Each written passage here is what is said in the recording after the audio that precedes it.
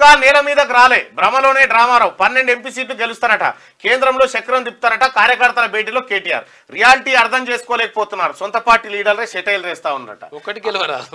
అధికారంలో ఉండగా ప్రజలకు సేవ చేయాలనే సోయి లేకుండా పనిచేశారు.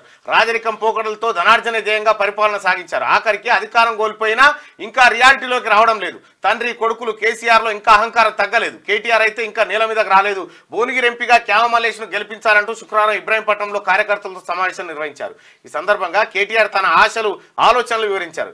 అవి విని కార్యకర్తలు కళ్ళు బైర్లు గమ్మినంత పనైంది. లోక్సభ ఎన్నికల తర్వాత ఏమైనా జరగవచ్చని, కేంద్రంలో అటు కాంగ్రెస్ కూటమి అధికారంలోకి వచ్చినా రావచ్చు, పోయినా పోవచ్చు అనేది ఇప్పుడు ఈయన బాధ ఎట్లుందంటే, ఈయన గెలిచేది లేదు, సచ్చేది లేదు అంతే. ఇక టీఆర్ఎస్ పార్టీ పని అయిపోయింది.